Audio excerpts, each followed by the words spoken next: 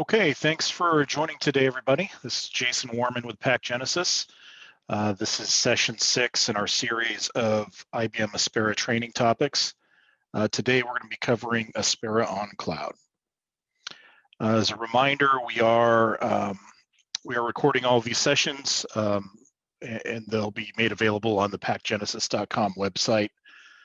Everybody will get an email with instructions on how to access. We're also going to be reserving some time at the end of today's session for some Q&A. So if you have questions that pop up as we're going through the material, please jot them down and then we'll address them at the end of the session. Quick overview of what we'll be talking about today.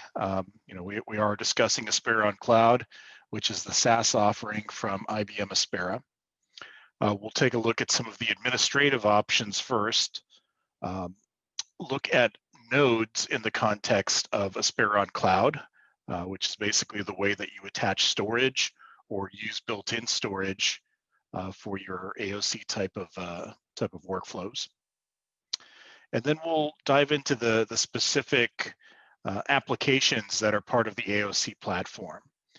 There's a Files app, which is sort of FTP-like or analogous to Aspera Shares. A Packages app that is more like Aspera Fastbacks, sending and receiving digital packages.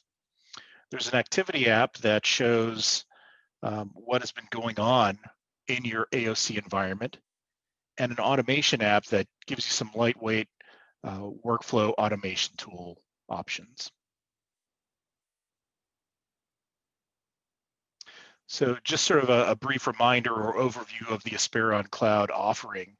There's sort of two different aspects to Aspera on Cloud to think about.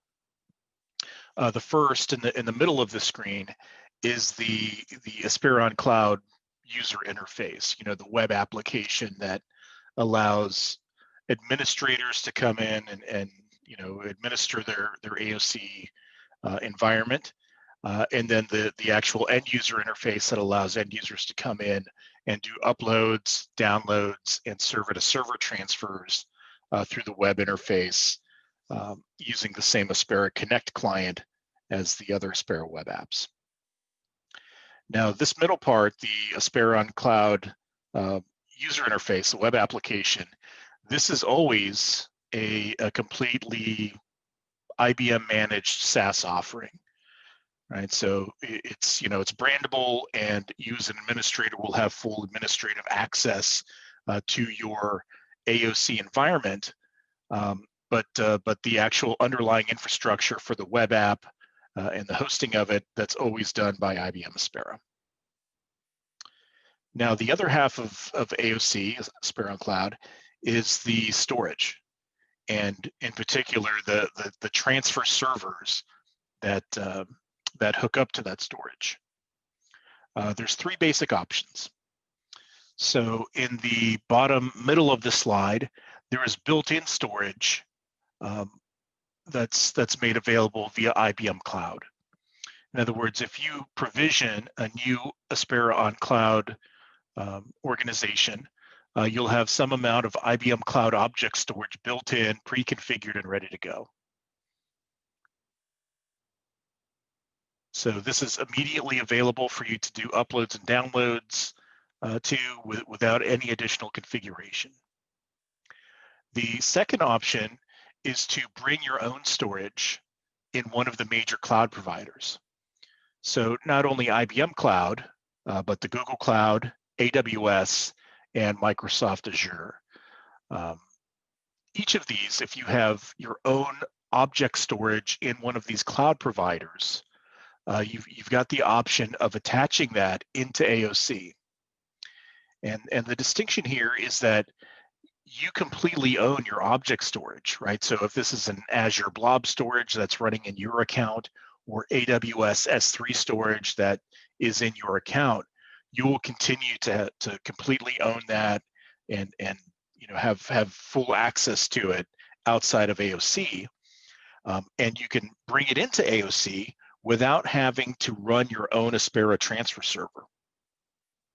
right? If this were a typical server-to-server use case, or if you're running Aspera shares, you would need to, in one of these cloud environments, spin up your own high-speed transfer server, attach it to the object storage, and then be ready to go.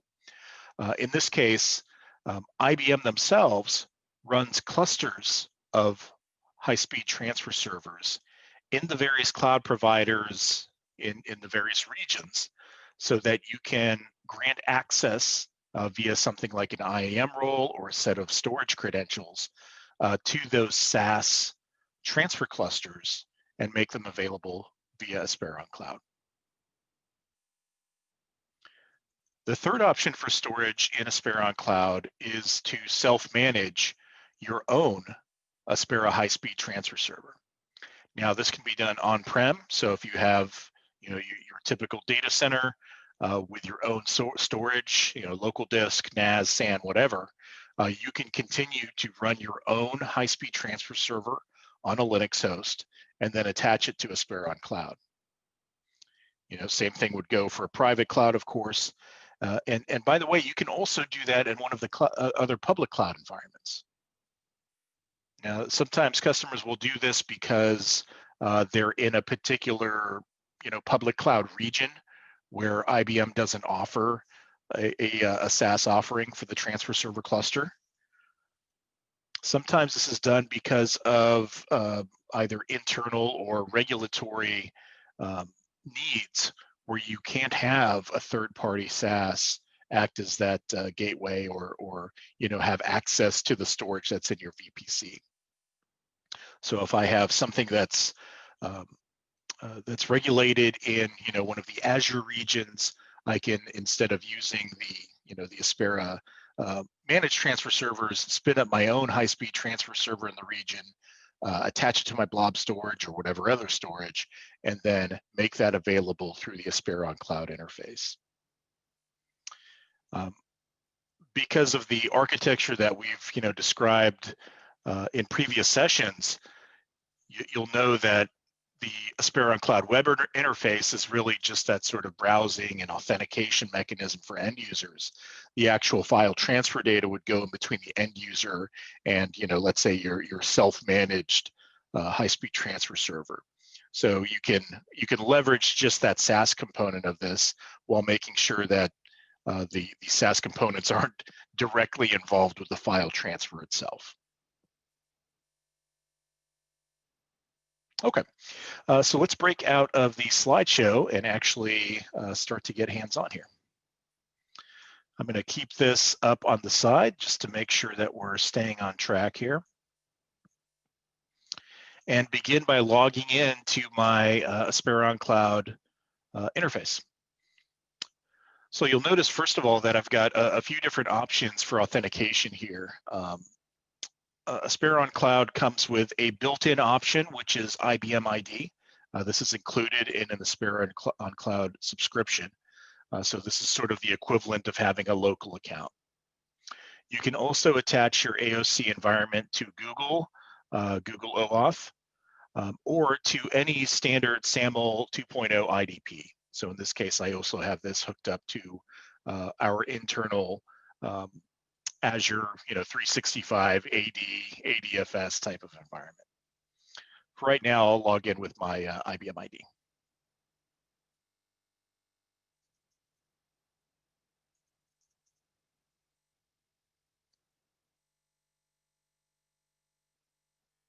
Okay, so as this is coming up, just a little bit of navigation here.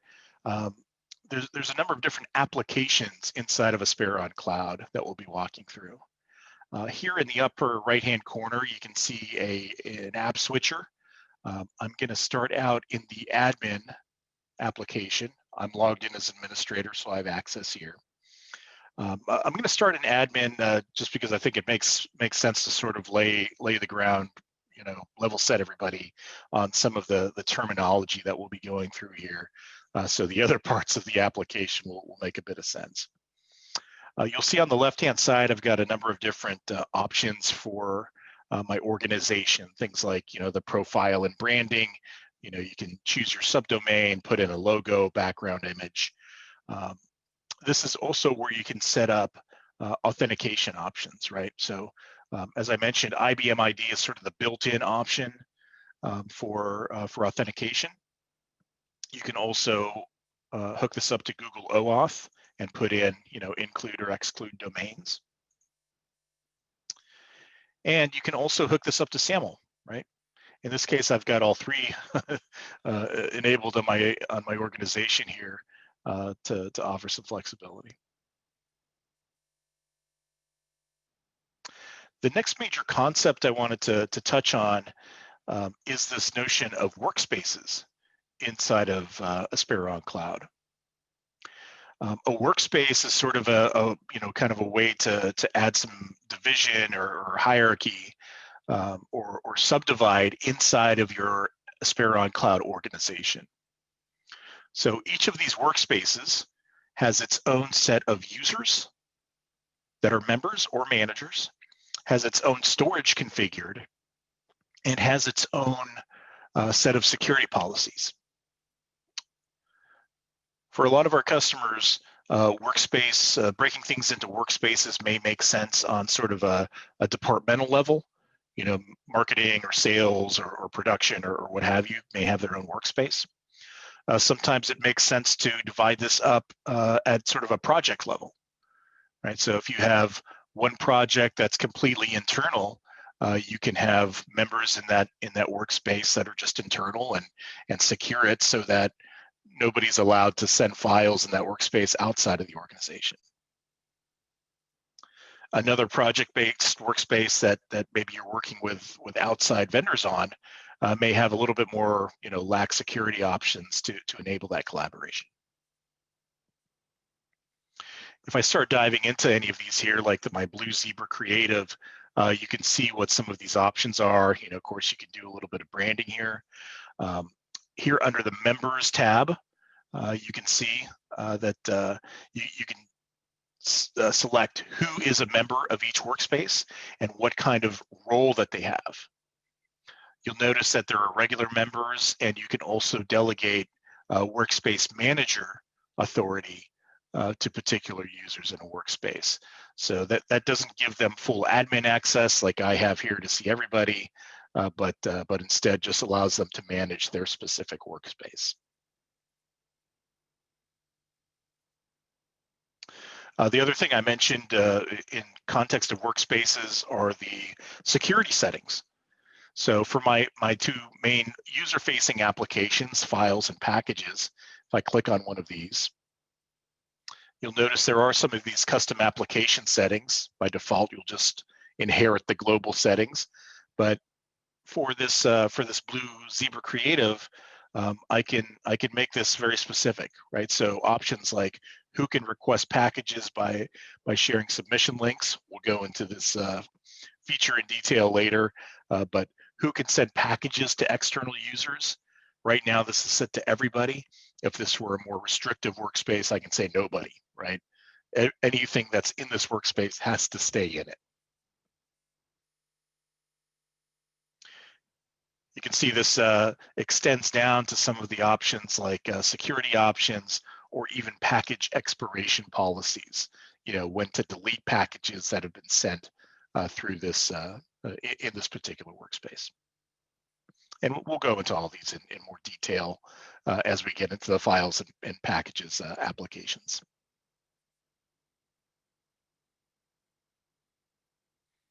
Okay, so kind of continuing down here, we have our main organization for Aspera on Cloud.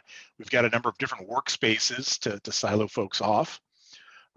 This is where the user and group management is, by the way. So you can create any number of user accounts, also group accounts to more easily assign permissions inside of your or workspace membership inside of Aspera on Cloud. But the next big one is the node configuration. So we've talked about nodes before in the context of fastbacks and shares and console. Typically a node has meant an Aspera transfer server, right? HSTS. A node in the context of Aspera on Cloud is a little bit more has a little bit more of a nuance. So a node is an Aspera high-speed transfer server, but it's actually like the combination of a high-speed transfer server and the specific storage that it's talking to.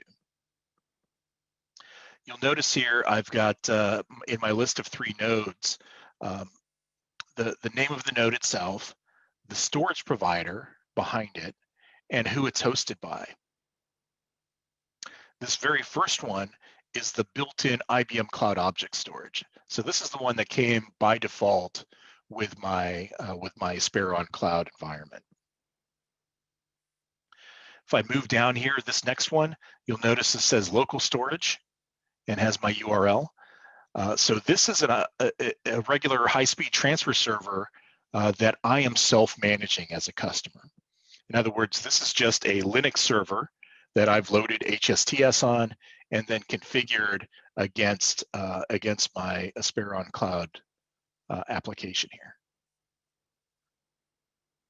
This third option is an S3 bucket that I've brought. So this is my S3 bucket in my Amazon account, but I'm using the Aspera provided SaaS managed transfer server cluster. And you'll notice that's reflected here, right? Hosted by Aspera. If I click on Create New, there's actually a couple of different options here. You can see these little tabs at the top. Let's start with Attach My Cloud Storage. So this is that sort of hybrid option where I'm using my own storage, but I'm not going to run my own high-speed transfer server, right? I'm going to use the SaaS offered HSTS clusters. I won't go through all of this, but basic node name, a friendly name for this node, and then you'll notice that you have to set up, what type of storage it is. Who's the provider? S3, Google Cloud, Microsoft Azure.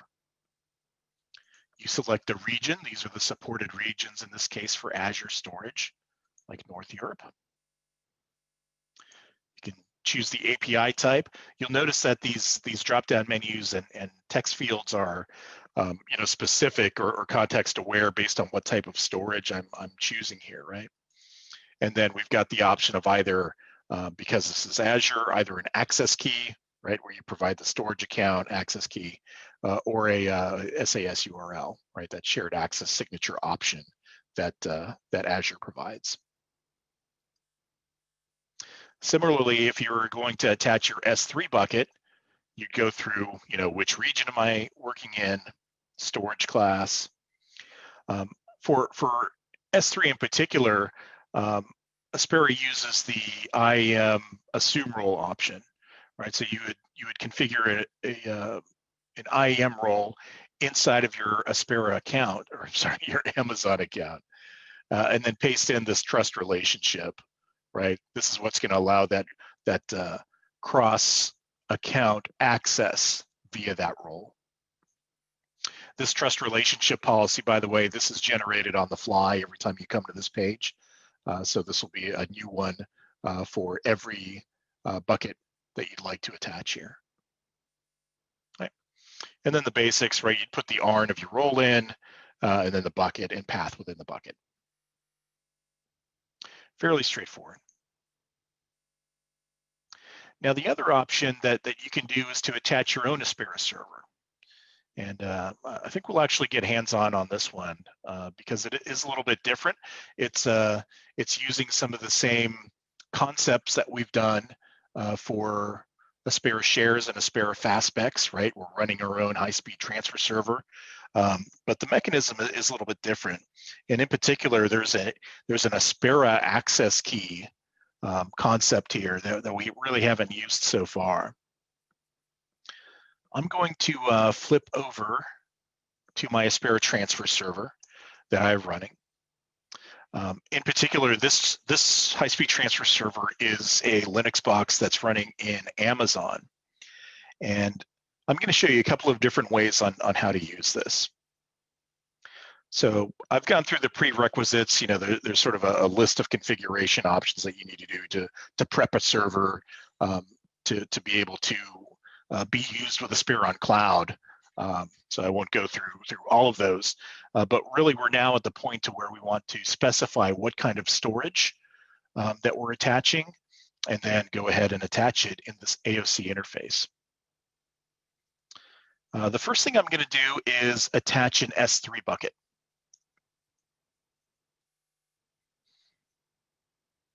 So I have a little JSON file here. This is a particular format that's used to create an Aspera access key. Right, I'm going to use the Node API. There's an endpoint called access_keys in the Node API that you can use to see a list of Aspera access keys and also create, update, or delete Aspera access keys. So if I say, let's say my node user, if I just take a look at access keys,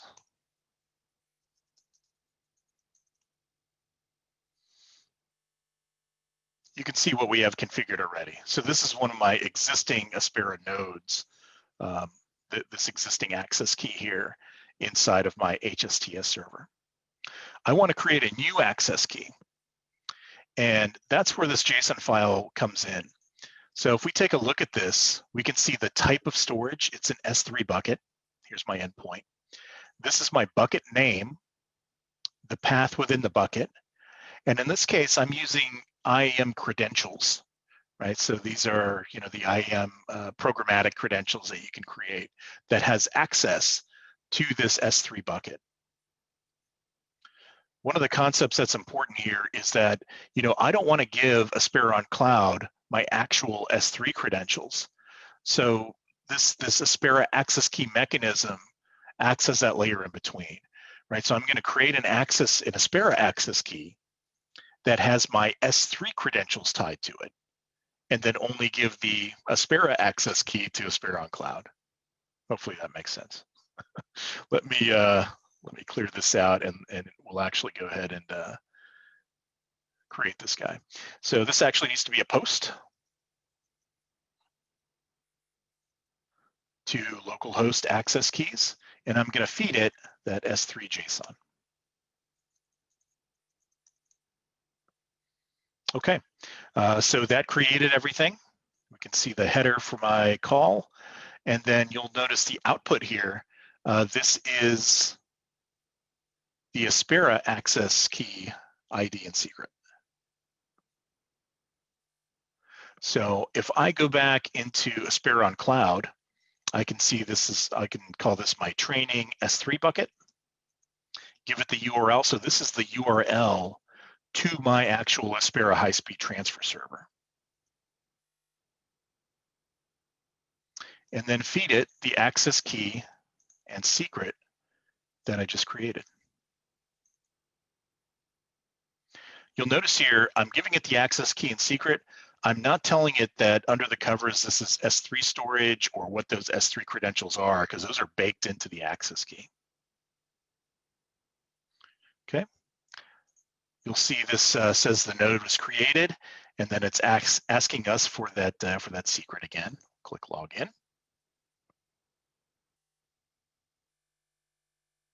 And here I am. This is my S3 bucket. If I click on storage, this is actually a view into the raw S3 bucket itself, right? So I've got two folders here. I think I may have this up in the background. Yep. Here's my S3 AWS console. This is that same bucket, and you'll see how this lines up, right? So the objects that are in this bucket natively, I can now see inside of Aspera on Cloud, and I can make these available for end users in my workspaces.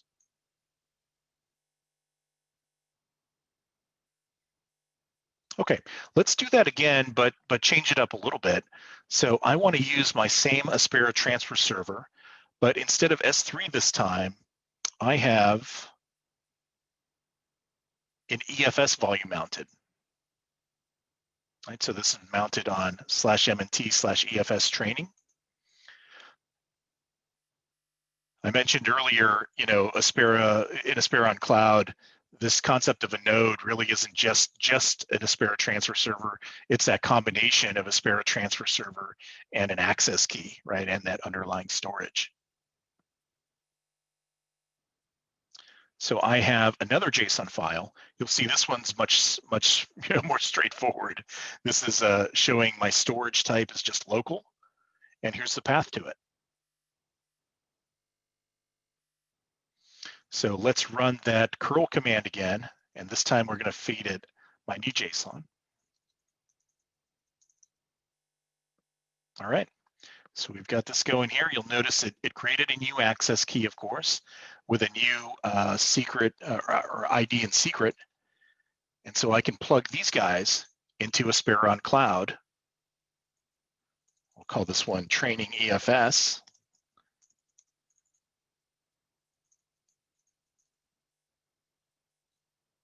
Give it the key, give it the secret, and click Save. All right, you see it says node created. If I click on storage here, I can see a few folders: AOC, Freelance Upload, Project Tango, and this is exactly what's in my EFS mount. Right. So now this guy has access to, this guy's configured as a separate node, and I have access to give it to any of the workspaces and the users inside of those workspaces. Now, to that point, we have my nodes configured here. How do we actually give access to, to the end users? We're going to do this through the first looking at the two apps, right? The Files app and Packages app. In fact, let's go ahead and start over there. So in my application switcher in the upper right-hand corner, I've been in the admin view so far. Let's switch over to Files. So just sort of some orientation here. As I mentioned, Files is the FTP-like user experience, or if you like, it's the Aspera Shares-like user experience. In other words, I've got access to a number of different files and folders based on what workspace I'm in, what user I've logged in as, and what specific permissions have been granted to me specifically, right? One thing you'll notice on the left-hand side is right now I'm in my default workspace. If I click down here, these are all of the workspaces that my specific user account is a member of. And I can switch between these, right? So if I switch to this Blue Zebra Creative, you'll see it's a different set of files and folders. Each of these workspaces is completely siloed from the others. Flip back to default workspace, and I see the files and folders there. Now, the actual upload and download mechanism, it uses the Aspera Connect client, just like Shares and Fastbacks do. So if I go into this vid folder, and I want to download this short film, choose it. Maybe I'll grab a couple of files, click download. So this is, again, using Aspera Connect under the covers. It's the same technology that the other Aspera web apps do. You'll notice I didn't get the little pop-up window that you see in Fastbacks and Shares. So the user experience has been streamlined a bit in Aspera on Cloud. I actually have in browser up here in the upper right, the progress. Right. So the requirements are the same. I still need my, my Connect client installed on my workstation. It's using the same protocol, but the Aspera has just made this a little bit of a better user experience. Instead of having those separate pop-up windows, everything's in the single browser page.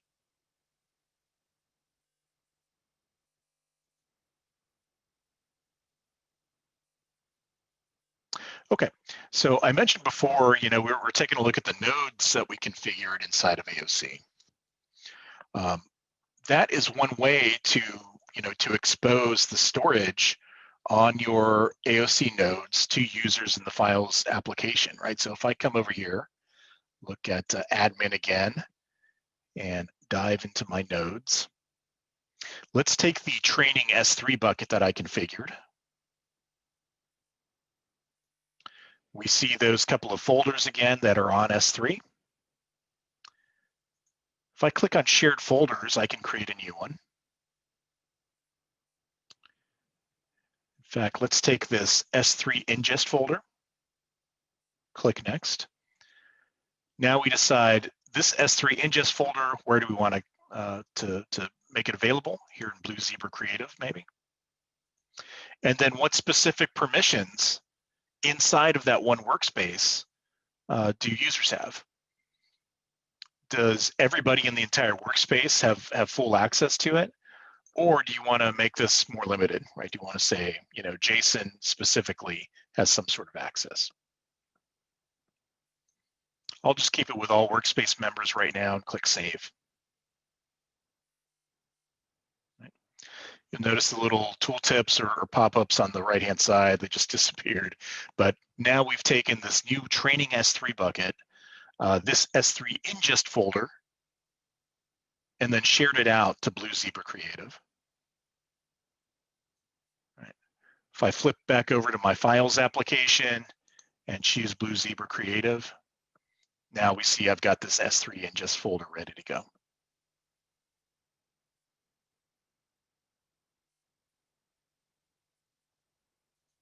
Okay.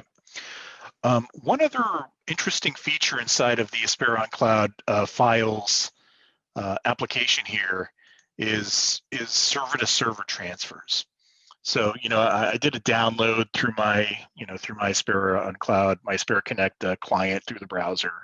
I can do uploads as well, of course. But I can also transfer in between nodes, right? So you remember I had, various nodes configured. Up here in the upper right, there's a little split screen or split pane view where I can initiate server-to-server transfers. So let me look at vid on the left-hand side. This is on my S3 bucket. And then look at, say, Oregon Project 1. This is local storage on my own server. And I can drag and drop between the two, right? So I can grab a couple of these things, drag this way, and this is going to kick off a server-to-server transfer, right? In other words, I don't have to pull this down to my workstation just to re-upload it to the other node. In fact, if I look in the upper right at my transfer progress, you'll notice this is a share-to-share transfer that's being kicked off, right? And in fact, I can close out my browser, shut down my computer. This is just a server-to-server transfer, so nothing else required from my end. This is sort of a pretty friendly way of doing this. In our last session, we talked about Aspera Console, where we could initiate server-to-server transfers. This is one additional option if you have Aspera on Cloud configured.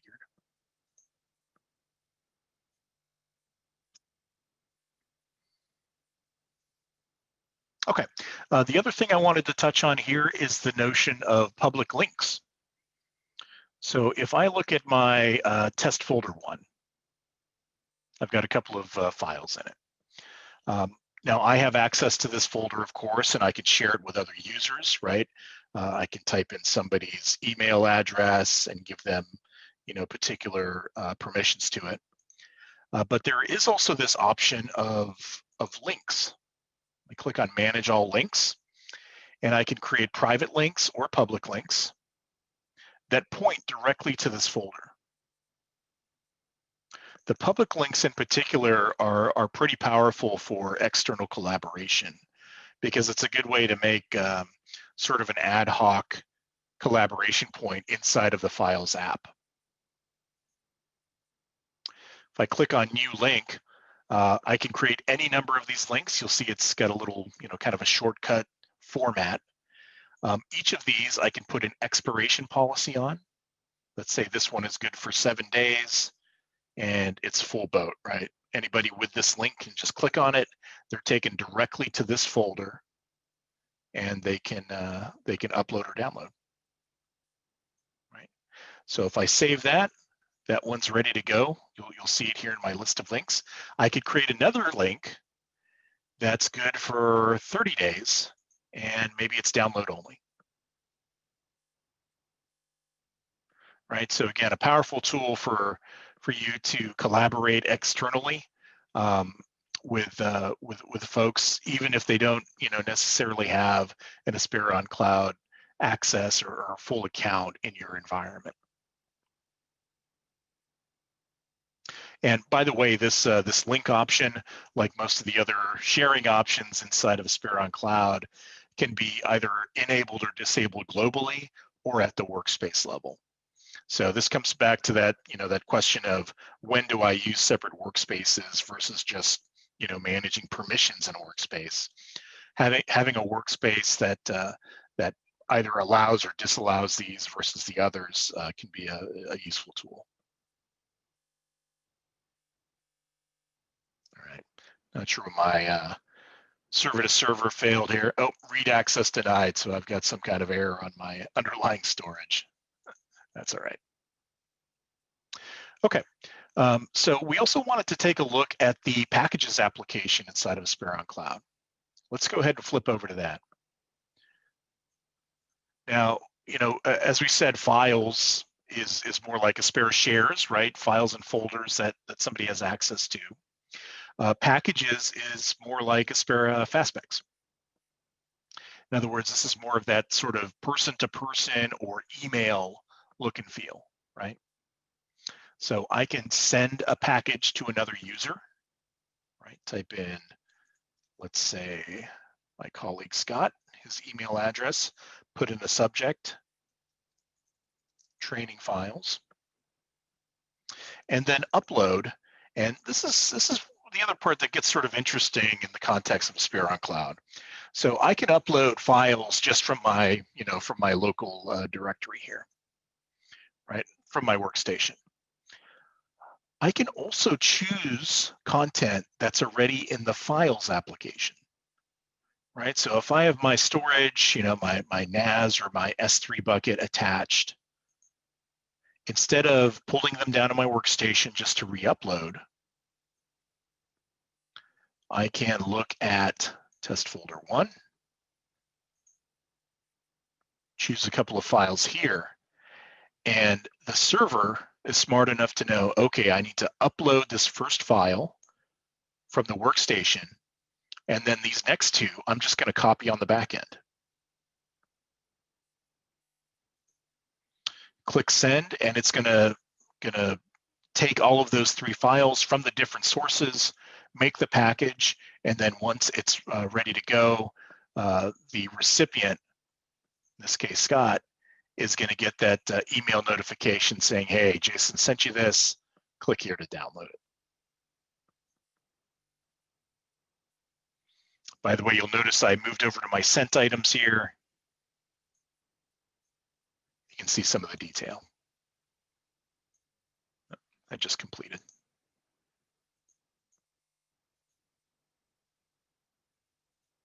There we go.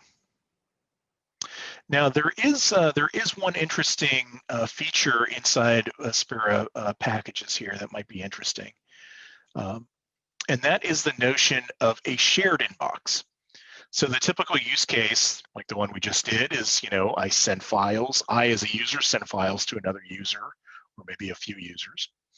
A shared inbox is a collaboration tool that's sort of interesting here. So when somebody sends packages to this shared inbox, Content Ingest, Project Lima, the 3 people that are members are all going to be able to access it, right? And the sort of interesting thing around this is that you can combine this notion of an inbox that has multiple owners or recipients with custom metadata collection. Now, we took a little bit of a look at this in Aspera fastpacks that has a similar option, right, where you can manage what type of content or what type of metadata that we're collecting along with the content. You'll see here, in this case, I've got my my actual assets, you know, the assets themselves. And then here in the metadata tab, I'm asking senders to put in a date field, a format, that's a drop down, and then in this case, a free-form text producer name.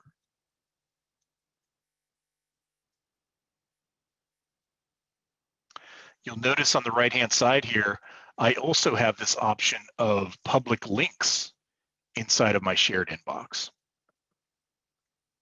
Let's take a look at that. Similar to the files application, I can create any number of public links for Aspera on Cloud, for my shared inbox in Aspera on Cloud.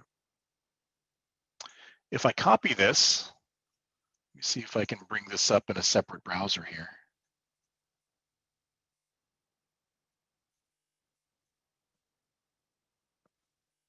I pop this into my separate browser, and you'll see what the submission page looks like. So even without a user account in Aspera on Cloud, I can pop in the public link, and I'm taken straight to this ingest form, right? So I'm going to put in my name, JSON external. I'll put in my personal address, test submission. You'll notice here these custom metadata fields that I've defined for the shared inbox. I've got a release date, so I'll say it's the 27th. A little drop-down menu, long form or short form, and then producer name. From here, any number of files and folders again, and then just click send.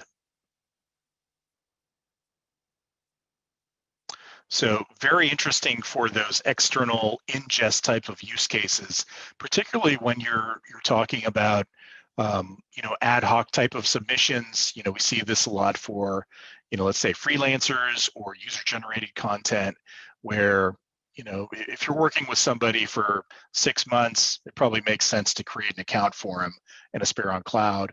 But you know, if they're going to send you a file a few times, or if you want to open it up so that anybody can send you a file for the next you know, 30 days or whatever, this public link option is pretty interesting. Right. We'll see it back here in my content ingest Project Lima shared inbox. I have that new test submission that just came in.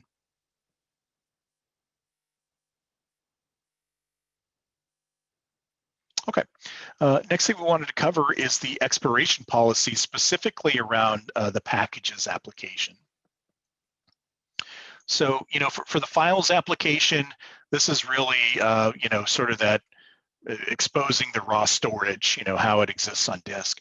The packages application is a bit more bundled, right? So, you know, Aspera on Cloud is keeping track of everything and making sure that you know, kind of managing the content that's inside each package, which means that we should really put some expiration policies around those packages so that everything doesn't just, you know, grow out of control.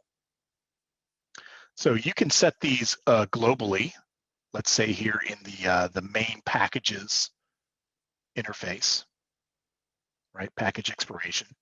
You can also come in and, excuse me, make something very specific for a workspace. So here in the workspace settings, this is my one workspace, Blue Zebra. Let's navigate to Applications, Packages, and here I can say I want to override the global settings and set some specific expiration policies. So you'll notice the couple of options we have here: delete the package after X number of days. You can delete after download, either after all recipients have downloaded the entire package or any recipient has downloaded it. And in this case, you can put in a little grace period. So let's say I want to delete a package after everybody's downloaded it, but let's give, you know, like a 3-day window, because we've all been in that scenario before. We send somebody something, they download it, say, you know, I was doing a transcode on it, or my storage failed or something. can you give me access again to re-download? There's a separate option for recalled packages. Recalled package is, after I sent it, if I want to pull that back. And then there is an option for senders to set their own package expiration. So on a package by package level, you can specifically say, okay, I want this one to expire after 10 days. By the way, you'll notice just down below here a couple of advanced settings, automatically creating a JSON file with all packages. So if you have those custom metadata fields set, this is a way to automatically get a JSON sidecar with those metadata fields available, right? So very useful if you're going to do some automation of those package files, after they've been downloaded. Here's your content. Here's the sidecar describing them. Yep. And the other option, this is kind of a niche case, but making all sent packages accessible to all workspace members. So useful in sort of distribution use cases, right, where you're using the packages app to send packages out to multiple recipients. I've got a team of 5 people. They all, send distributions out, but we want to be able to see what everybody else has sent. That's what this checkbox will do.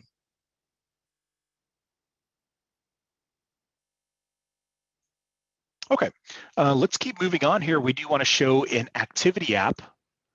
Again, here, my app switcher in the upper right-hand corner, if I switch to activity.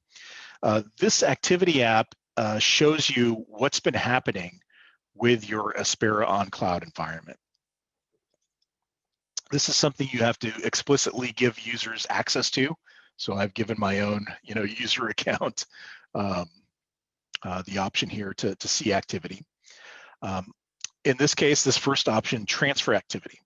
So what has been happening over the last hour, right? We can see my download and upload rates and peaks, my averages and peaks.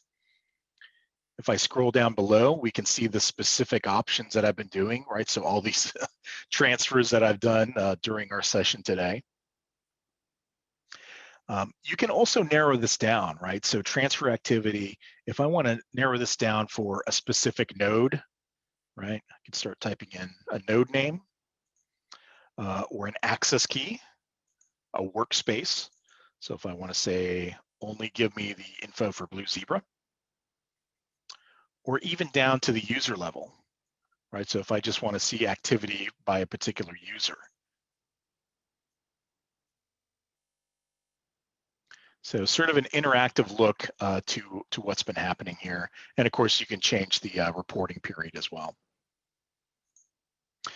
The other thing you'll note is there is an export option on the far right-hand side here. So this is going to output whatever this current view is as a CSV file that'll be downloaded, to your local machine here. Sure. And by the way, everything that we're looking at here is also available via API. So there's specifically a set of activity APIs, REST APIs, that you can use to pull this into your own dashboards or own separate utilities. Now, outside of transfer activity, there is also volume usage. So transfer is how many bytes have been transferred. Volume usage is useful if you want to look at how much storage is there, particularly when we talk about like workspace storage. File access. So you can either put in a username or a file name and get the set of permissions that are associated with it. So this is more of like I'd call it like an audit type of capability, right?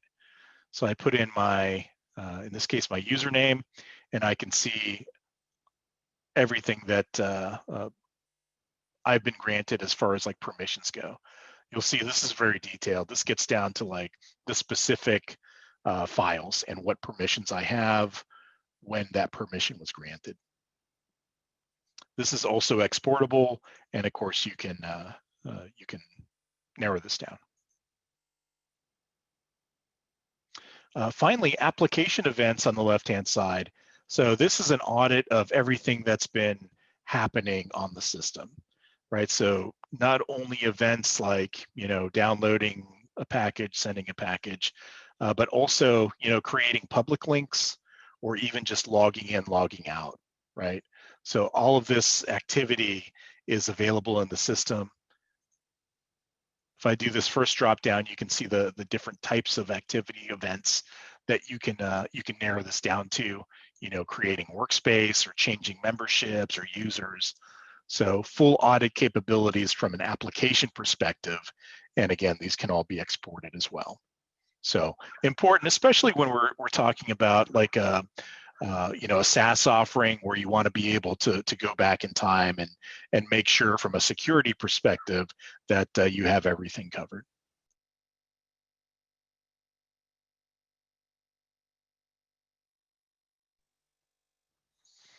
Okay, one last application that we wanted to take a quick look at, and that is the automation utility.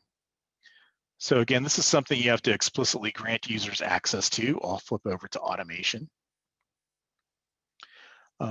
This is a sort of a lightweight way to create basic workflows inside of Aspera on Cloud. Let's take a look at one of them. So pretty straightforward. We can create a trigger, when to run this workflow, and then any number of actions. So the trigger, for example, if I click on change over here on the right, how is this thing going to be kicked off? There is a manual option. In other words, you can make it so that an API call or a user clicking a button kicks off this workflow. It can be put on a time schedule. It can be put or it can be run when a file is added to a specific folder or deleted from a folder, or when a package arrives in a shared inbox. Now, once we figure out what that's going to be, now you can create any number of actions.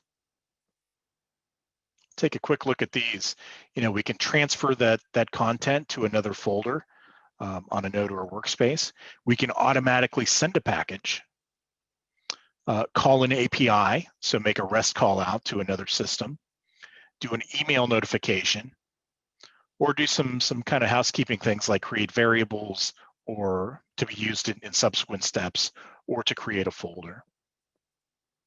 So this is a good way to sort of automate, particularly around like some actions in between packages and files. So think about having a trigger where I want to run this based on a file add. So let's say let's look at a workspace, right? Let's browse through on my default workspace. I want to say anytime a new file comes into this AUS incoming folder, click that. That's going to be my trigger. Any file is added. I want to create a new package. Send a package. Right? So we can choose the source again, send a package from me, send it to a particular user, have a subject and a message. And all of the typical Aspera transfer settings are configurable as well. So in this case, you could have end users drop files into the files application and automatically create packages out of it. Right, so automating one step in that transfer in that tool. And by the way, maybe it's not even a user that's dropping files into the files application, but an automated process that's automatically taking output from a transcoder QC pipeline and then uploading into the files app. On the flip side, and in fact, I think my other workflow is actually doing this, you can do the reverse, right? So in this case, I'm saying, look at my shared inbox when a new package comes in, And my action is to make a copy of that content into this Lima archive file or folder in my Files app. So this is a way to automatically create an archive based on packages that are sent in. For that original package, the workflow can continue as normal, right? An end user gets the email notification, downloads it, and continues processing. But this automation on the back end is going to make sure that every package that comes in just by default gets automatically transferred, let's say, to my on-prem storage node. So I've got that archive ready to go.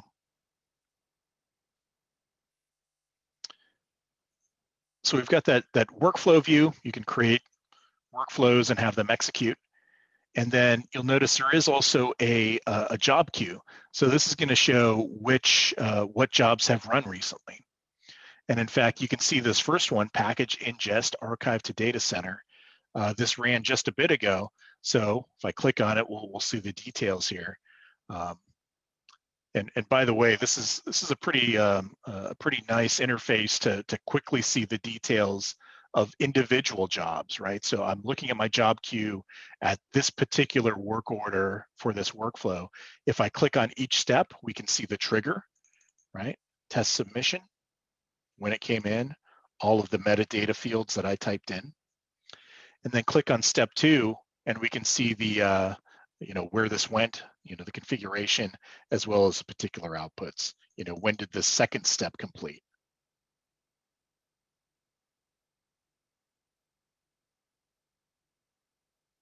Okay.